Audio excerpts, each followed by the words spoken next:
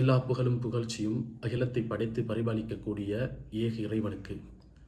மனித சமூகத்தில் மொழியால், அதே மாதிரி நிறத்தால், ஒரு பிரதேசத்தால், நாடால், இது மாதிரி பல்வேறு காரணங்களில் மனித சமூகம் பிரிந்து வாழ்ந்துக்கிட்டு இருக்கிறாங்க. அதில் பிரிந்து உயர்ந்தவர்கள் தாழ்ந்தவர்கள்னு சொல்லி சமூகத்தில் என்ன செய்யுது, ஒரு உயர்ந்தவர்களை தாழ்ந்தவர்கள் ஒரு இழிவாகவும் அவர்களை ஒரு தாழ்வாகவும் என்ன செஞ்சுக்கிட்டு இருக்காங்க, வழி நடத்திக்கிட்டு இருக்கிறாங்க. இந்த சமூகத்தை நீங்கள் பாருங்கள், இந்தியா போன்ற நாடுகளில் ஒரு தாழ்ந்த ஒருத்தர் உயர்ந்த ஒரு பெண்ணையோ ஆணையோ திருமணம் முடித்தால் அவங்கள கொலை செய்யக்கூடிய அளவுக்கு என்ன செய்கிறாங்க, ஒரு ஜாதி வேற்றுமை, ஒரு தீண்டாமை இந்த சமூகத்தில் இருந்துக்கிட்டு இருக்குது.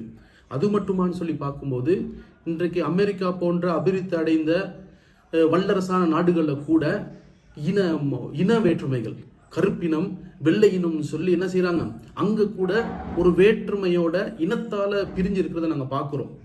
அதை கூட நீங்கள் கிட்டத்தில் பார்த்துருப்பீங்க. அமெரிக்காவில் ஒரு கருப்பின ஒருத்தரை வெள்ளையர் ஒரு போலீஸ்காரர் அவரை சுட்டுக்கு ஒரு பெரிய ஒரு இனக்கலவரமே நடந்துச்சு. காரணம் என்னன்னா, இந்த பிரிவினையும் இந்த மனித சமூகத்தை ஏதோ ஒரு அடிப்படை நிறத்தாலேயோ மொழிவாலேயோ தாழ்த்தப்பட்ட ஒரு காரணமே இந்த காரணத்துக்கு தீர்வுலாமல் இருந்துகிட்டு இருக்குது.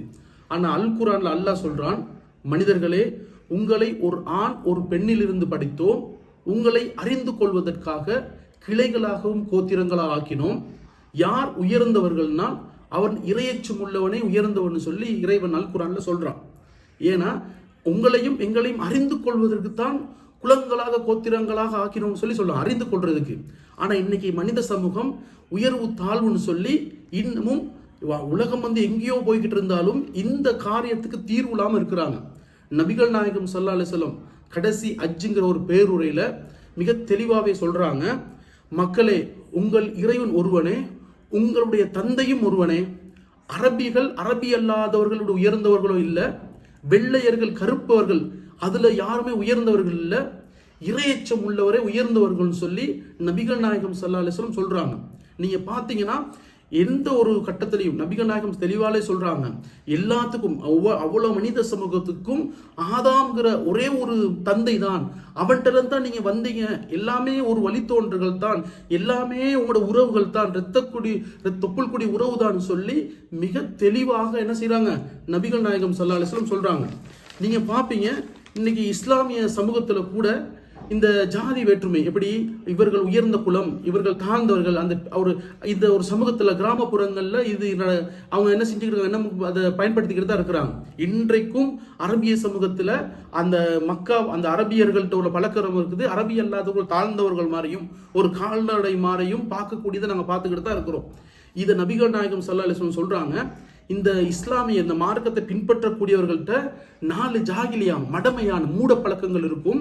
அதுல ஒரு பழக்கம் தான் தன் குடும்பத்தை வச்சு பெருமை அடிக்கிறது. எங்களோட குடும்பம் தான் உயர்வுன்னு சொல்லி பெருமை அடிக்கிறதும், மற்ற பிறர் வம்சத்தை தாழ்ந்து பேசுறது, மற்றவங்களை தட்டி பேசுறது, அவங்க குலம் சரியில்லை, அவங்க சரியில்லைங்கிறத இவர்கள் செய்வார்கள் அப்படின்னு சொல்லி நபிகள் நாயகம் ஸல்லல்லாஹு அலைஹி வஸல்லம் சொல்றாங்க. இப்படி யாரெல்லாம் செய்கிறார்களோ அவர்களை நரகத்தை இட்டு செல்லும் என்று நபிகள் நாயகம் ஸல்லல்லாஹு அலைஹி வஸல்லம் எச்சரிக்கிறாங்க. ஏன்னா இந்த முறை தாழ்ந்தவர்கள் உயர்ந்தவர்கள் சொல்லி வரக்கூடாதுன்னு சொல்லி நபிகள் நாயகம் ஸல்லல்லாஹு அலைஹி வஸல்லம் தெளிவா சொல்றாங்க. அதே மாதிரி இன்னைக்கு கேட்கலாம், நீங்களே கேட்கலாம், முஸ்லீம்களையே முஸ்லீம் அல்லாதவர்களை திருமணம் முடிக்கிறல, அப்ப எல்லாம் நீங்க மனிதர்கள் சமன்னு சொல்றீங்க, இதனையே முடிக்கலாம்னு சொல்லி நீங்க கேட்கலாம். ஏன்னா இஸ்லாமிய மார்க்கத்தை பொறுத்தளவுல இஸ்லாமிய ஒரு வாழ்க்கை, ஒரு நெறிமுறை, ஒரு கொள்கை கோட்பாடு இருக்குது. நீங்க பாருங்க, இந்து சமூகத்தை எடுத்துக்கிட்டாலும் அவர்கள் கடவுளை ஏற்றுக்கொண்டவர்கள் இருக்காங்களே, கடவுளை மறுக்கக்கூடியவங்களும் இருப்பாங்க, நாஸ்திகர்களா இருப்பாங்க. ஆனா நாத்திகர்கள் கடவுளை ஏற்றுக்கொண்டவங்க திருமணம் முடிச்சு கொள்ள மாட்டாங்க, ஏன்னா முரண்படும், ஏன்னா அவங்களுக்கு உங்களோட கொள்கை விதையெல்லாம் முரண்படும்.